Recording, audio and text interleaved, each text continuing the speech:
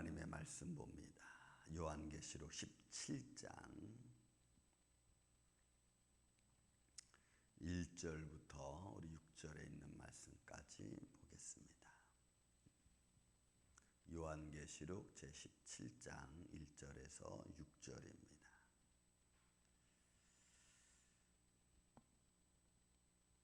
말씀을 교독합니다. 또 일곱 대접을 가진 일곱 천사 중 하나가 와서 내게 말하여 이르되 이리로 오라. 많은 물 위에 앉은 큰 음녀가 받을 심판을 내게 보이리라.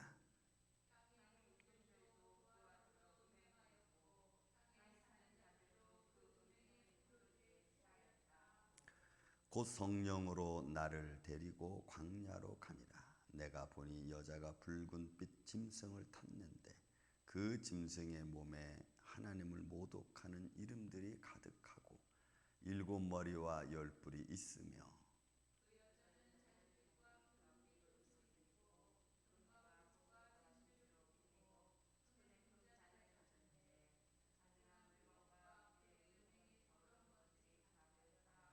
그의 이마에 이름이 기록되었으니 비밀이라 큰 바벨론이라 땅의 음녀들과 가증한 것들의 몸이라 하였더라.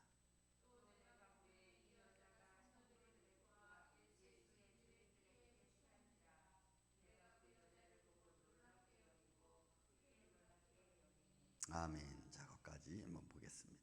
자, 이 17장에 들어와서는 큰 음녀에게 내릴 심판에 관한 말씀으로 되어져 있습니다.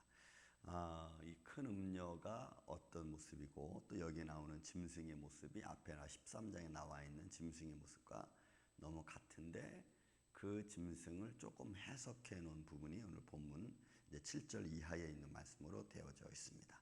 자, 먼저 한번 보죠. 자, 일곱 대접을 가진 일곱 천사 중 하나라고 했습니다. 그러니까 우리가 이제 마지막 일곱 대접이 다 끝났고 마지막 일곱 대접에서는 그들에게 공중에 그 대접을 쏟으니까 그 공중에서 큰 음성이 나서 성전 좌우로부터 음성이 나오는 그 음성을 들으니까 큰 성 바벨론이 19절을 보니까 16장 19절에 보면 큰 성 바벨론이 하나님 앞에 기억하신 바 되어 그의 맹렬한 진노의 포도주잔을 막 받으매라고 되어 있거든요. 그러니까 이 19절에 나와 있는 16장 19절에 나와 있는 말씀과 어떻게 보면 연결되어져 있는 말씀일 수도 있습니다. 자, 보니까 일곱 대접을 가진 일곱 천사 중 하나가 와서 내게 말하되 이리로 오라. 많은 물 위에 앉은 큰 음녀가 받을 심판을 내게 보이리라. 그러니까 물 위에 앉은 큰 음녀고 그 물이라고 하는 의미를 가지고 있는 성경적 의미는 이 땅의 권세, 임금들, 또 뭐 권력자들. 그러니까 결국은 이 물은 세상을 말하고 있는 거죠. 그러니까 세상의 위에니까 세상을 주관하고 있고 세상의 어떤 영적인 세력에 큰 영향을 미치는 그런 존재인 것을 우리가 알 수가 있습니다. 그러니까 물이 앉은 이 큰 음녀가 받을 심판이라고 했죠. 자, 그 심판의 모양이 좀 나오는데 2절에 보니까 땅의 임금들도 그와 더불어 행음하였고 땅에 사는 자들도 그 음행의 포도주에 취하였다. 그러니까 결국은 땅의 임금들과 땅에 사는 자들이니까 결국 이들은 하나님의 백성이라기보다는 세상의 권세 아래서 살아가는 소위 짐승의 표를 가진 자들일 수도 있는 겁니다. 그러니까 믿지 않는 자들이죠. 여러분 이스라엘 백성들이 광야에서 이제 거의 이제 광야 생활을 마치고 모압이 왔을 때 그 모압 지방에서 여러분 그 음행을 저지르죠. 모압 여인들과 이스라엘 백성들과. 그래서 하나님의 진노가 내리는 모습을 우리가 볼 수가 있었습니다. 여기서 큰 음녀의 모습은 영적인 것과 육적인 것이 동시에 포함되어 있어요. 성경의 음녀 그러면은 그게 다 포함되어 있어요. 그러니까 우상 숭배하는 자들도 음녀로 표현했고 또 세상의 어떤 전통적 관례를 따라 살아가는 자들도 또 음행하는 자를 또 음녀라고도 표현했고 그래서 어디서 음녀라고 하면은 우상 숭배자들과 동시에 자기 자신을 방임하면서 살아가는 자를 가리켜 표현하기도 한 겁니다. 그러면서 이 표현된 말씀들은 다 땅의 임금들과 그 다음에 더 나아가서 땅에 사는 자들이라고 했으니까 결국 이 사람들은 예수를 믿지 않고 자기의 욕망대로 살아가는 사람들이고 하나님을 받아들이지 않고 자기에게 주어진 즐거움대로 살아가는 사람들을 말하는 거예요.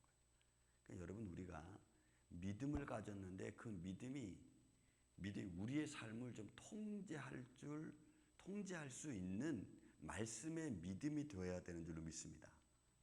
말씀의 믿음으로 내 삶을 통제하지 못하고 인간적 욕망과 욕심에 우리가 즐거움에 따라가면은 어떻게 보면 아무 의미가 없죠. 말씀의 믿음을 가지고 있는 자는 말씀의 믿음을 가지고 있는 자의 삶이 여러분 있어야 돼요.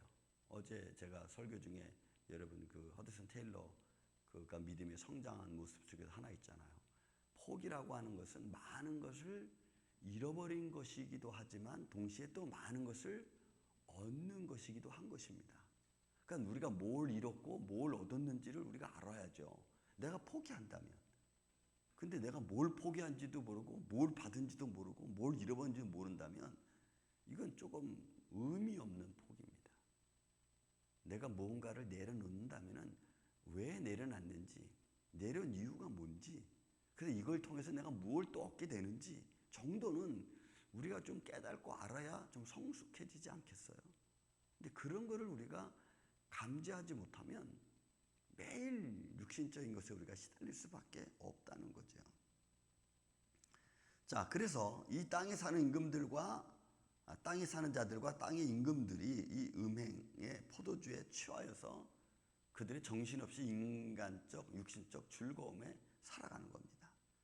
그리고 또 그 모습 중에서 그 성령이 나를 데리고 광야로 가니라. 광야에서 보니 여자가 붉은 빛 짐승을 탔는데 그 짐승의 몸에 하나님을 모독하는 이름들이 가득하고 7머리와 10뿔이 있습니다. 여기 7머리와 10뿔은 앞에 13장에 나와 있는 짐승 있죠. 한 번은 면류관이 7머리에 있고 또 한편에는 면류관이 10뿔에 있는 모습으로서 두 번 등장하는 모습인데 여기는 지금 또 이제 7머리와 10뿔은 10왕과 또 7왕을 또 얘기를 하고 있는 밑에 있는 모습을 볼 수가 있습니다. 어쨌든 이건 앞으로 짐승에게 권세를 받아서 그 권세를 마음껏 활용하고 그리고 그걸 통해서 하나님을 모독하게 하니까 결국 이들은 하나님의 심판에 놓일 수밖에 없는 거죠. 하나님이 심판하기로 작정했고 그렇게 작정된 대로 갈 수밖에 없는 거예요. 근데 여기서 우리가 다니엘서도 말씀드렸지만 이들의 모습은 뭐예요? 하나님을 모독하는 이름들로 가득했어요. 몸에. 그러니까 하나님 그 몸에 하나님의 이름을 모독하는 것으로 가득 찼으니까 그 삶 자체가 다 하나님 말씀과 관계없는 그런 삶을 살아가는 그의 삶 자체가 다 하나님과 반대된 삶이고 하나님 영광을 가리는 삶이에요. 그러니까 여러분 우리가 다시 말씀드리지만 믿음을 가진 말씀의 믿음을 가진 사람들은 말씀의 믿음을 가진 자의 모습이 내 삶 속에 나를 붙들어 주지 않으면 여러분 세상의 이 권세를 잡고 세상의 즐거움으로 만끽해가고 세상의 어떤 자기 유익만 찾아가는 이 세상의 권세 앞에 우리가 감당할 수 없어요. 이길 수 없습니다. 우리는 절대로. 여러분 절대로 우리는 이 세상의 즐거움과 권세와 또 이 음료와 또 이 많은 영향들 안에서 우리 이길 방법이 없어요. 저는 여러분들이 말씀의 믿음으로 견고하게 서기를 저는 예수님의 이름으로 축원을 드립니다. 이게 마지막 때 모습인데도 우리가 아직도 갈피를 잡지 못하고 왔다 갔다 하면은 우리가 언제 이거를 바로잡겠어요? 우리가 듣고 깨달을 때 빨리빨리 인지하고 내 말씀에 서야지. 자, 그 다음에 또 그 여자를 또 봅시다. 4절 5절에 보니까 그 여자의 모습이 등장하죠. 그 여자는 자줏빛과 붉은빛 옷을 입고 금과 보석과 진주로 꾸미고 손에 금잔을 가졌는데 가증한 물건과 그 음행에 더러운 것들이 가득하더라. 너무나 아름답고 보석과 같이 꾸몄는데 가증함으로 그냥 가득 차 있어요. 그러니까 술수와 권모와 자기 욕심과 탐욕과 그게 다 이 아름다움에 감춰져 있는 거죠. 붉은 옷, 금잔, 진주, 보석 이런 것들로 다 가려져 있어요. 그래서 겉으로 또 보기에는 너무너무 아름답게 보이는 거죠. 여러분, 또 제가 말씀드리지만 존 버년의 철로역정 보면은 그 멸망의 도시를 떠난 그 크리스찬이 멸망의 도시를 떠나서 막 가는 도중에 순간순간 유혹이 돌아오면서 그 유혹의 손길 중에 하나가 뭐냐면 다시 내가 그 멸망할 도시로 돌아가게끔 하는 유혹이에요. 근데 그때마다 돌아와서 그 도시를 바라볼 때마다 자기가 떠나온 도시하고는 너무나 달라. 너무나 아름답고 너무나 휘황찬란하고 그리고 속에서 그러는 거예요. 속삭이는 거죠. 내가 다시 네가 돌아가면 내가 너를 다시 부자로 만들어 주겠다. 막 이런 속삭임. 그러니까 여러분, 우리가 바라보는 믿음의 눈으로 측량하지 못하고 믿음의 눈으로 바라보지 못하면 우리는 세상의 권력의 눈으로 바라봐야 되고 물질의 눈으로 세상을 바라봐야 되고 즐거움의 눈으로 세상을 바라봐야 되면은 우리는 거기에 혹하고 넘어갈 수밖에 없어요. 그러니 여러분, 그게 얼마나 우리의 삶을 무지하게 만드는지. 그래서 세상은 이런 것들로 우리가 하나님 생명 되신 주님을 바라보지 못하게 하는, 순간순간 넘어지게 하고, 점점 세상은 즐거워가는데 우리가 이런 말을 들으면 전혀 오늘날의 세상과는 반대되는 이야기 같죠. 그냥 젊은 사람들은 이런 말 들으면 받아들이질 못하는 거지. 이해가 안 되는 거죠.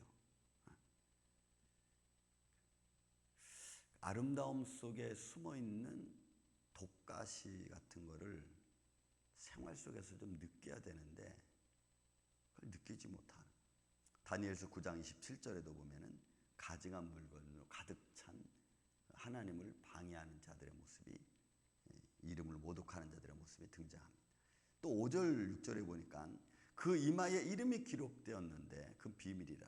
이름이 비밀이에요. 근데 뭐라고 했냐면 큰 바벨론이라, 땅의 음녀들과 가증한 것들의 어미라 하였더라. 그러니까 결국은 그 이마에 하나님의 이름을 모독하는 것뿐만이 아니고 큰 성 바벨론, 음녀의 성이고 세상의 권세 잡은 자들의 모습이고 또 결국 그들의 모든 것을 조종하는 자의 모습인 거죠. 그러니까 아무튼 이 땅에 앞으로 이제 나타날 어떤 권세, 권력 중에 하나를 표현하겠죠.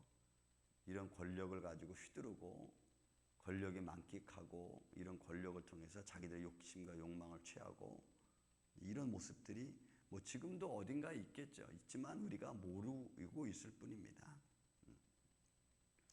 또 이런 이 모습은 보세요. 6절에 보면 또 내가 보매 이 여자가 음녀죠. 분명히 음녀입니다. 이 붉은 빛 짐승을 탄 음녀입니다. 자, 이 여자가 성도들의 피와 예수의 증인들의 피에 취한지라. 얼마나 마셨기에 취할 정도입니까? 그러니까 결국은 여기서도 이제 복음으로 인한 순교자들이 나올 것을 다시 또 비유를 들어 말씀하고 있습니다. 결국 그러니까 악인의 심판을 하는데 그 악인들이 그냥 악인들만 딱 죽고 끝나면 괜찮은데 그 악인들이 발악을 하는 거예요. 마지막 때는 발악을 하면서 믿음의 성도들을 또 복음을 가진 자들의 삶을 다 빼앗아가고 때는 죽음으로 몰아넣는 거죠. 그러니까 절대로 여러분, 사단은 우리를 시험하는 자는 나를 시험에 들어오잖아요. 또 내가 시험에 걸리잖아요. 절대로 그냥은 안 나갑니다. 절대로 그냥은 안 물러가요. 이 나를 시험하는 자가 내게 딱 들어와서 내 어떤 삶의 환경에 무슨 시험거리를 만들었다. 그러면 절대로 아무 일 없다는 식이 그냥 쑥 나가. 그런 일 없어요. 여러분, 사단은 어떤 모양으로든지 해코지를 하고 나가게끔 돼 있어요. 해코지를 하고, 그게 내 정신적인 문제든 내 물질적인 문제든 내 건강의 문제든 삶의 환경의 문제든 사업의 문제든 어떤 문제든지 여러분 해코지를 하고 나갑니다. 그래서 여러분, 우리가 시험 안 드는 게 중요해요. 시험 오는 것을 막는 게 중요하고, 그래서 우리는 때마다 일마다 기도하고 말씀으로 내가 무장해야 되는 거예요. 여러분 시험 들지 마시기를 예수님의 이름으로 축원을 드립니다. 베드로도 뭐라 했어요? 너희는 마귀를 대적하라 그랬잖아요. 그러면 그가 물러가리라. 호시탐탐 들어와서 좋은 말로 막 속닥속닥거리고 내 마음 막 약하게 만들어서 갑자기 막 힘들게 하고. 그러니까 결국은 이 음녀가 와서 성도들의 피와 예수의 증인들의 피에 취했다 그러니까 이거는 여러분 우리가 술 한 잔 두 잔 먹고 취하겠어요. 그건 앞으로도 순교자의 수가 차기까지 이제 이 어떤 상황이 나타나겠죠. 거기에 저와 여러분이 포함될지 안 될지도 아직 우리는 잘 몰라요. 다만 어떻게 보면 지금도 우리는 순교자의 삶을 사는 것과 마찬가지입니다. 왜? 세상의 권력과 세상의 즐거움과 세상에 주는 어떤 쾌락 이런 것들과 우리는 매일매일 싸워야 되고 정신적으로 싸워야 되고 믿음적으로 싸워야 되고 또 내 아픈 질병과 또 내 연약한 모습과 내 환경과 내가 싸워야 되잖아요. 그런 싸움에 우리가 지친다고. 그래서 우리 육신이 지치고 정신이 지치면 우리가 일어날 힘이 없어. 근데 그걸 지치지 않게 하는 가장 큰 그 힘 중에 하나가 여러분 말씀 읽는 것하고 기도하는 거예요. 그래야 우리가 매 순간순간 일어날 수 있는 겁니다. 여러분 우리가 말씀과 기도를 등한시하잖아요. 여러분 등한시한 사람 치고 제대로 쓴 사람은 제가 한 명도 못 봤어요. 매일매일 그렇게 쓰려고 해도 막 휘청거리고 어둠의 세력이 다가오는데 여러분 우리가 말씀과 믿음으로 견고하게 서야 될 줄로 믿습니다. 자, 그래서 성도의 피와 예수의 증인들의 피에 취한지라 내가 그 여자를 보고 놀랍게 여기고 또 크게 놀랍게 여기니. 왜 놀랄 수밖에 없죠. 이 큰 음녀가 와서 성도들을 예수의 증인들을 이렇게 막 죽음으로 몰아가니까. 그러니까 여러분 이거 하박국 선자 얘기 아닙니까? 거짓자들이 또는 세상의 공의이신 하나님이 그런 거짓 사람들과 또 무자비한 자들을 통해서 의로운 자들이 고통당하는 것, 여러분 이거 하박국이 얼마나 많이 하나 앞에 타원했습니까? 그 세상이 앞으로 그런 모습이 될 거예요. 그런 모습 앞에 오늘 저와 여러분이 있고 또 그런 모습에서 우리가 시험 들지 않게 우리가 늘 조심해야. 다시 말씀드리지만 여러분 사단의 시험은 절대로 그냥 물러가지 않습니다. 여러분 예수님 때도 여러분 귀신 들린 자는 예수님이 고치면 애가 막 기도를 촉판하고 뒤로 넘어지잖아요. 그 주위의 사람들이 뭐라 그래요? 쟤 죽었다 이렇게 말하잖아.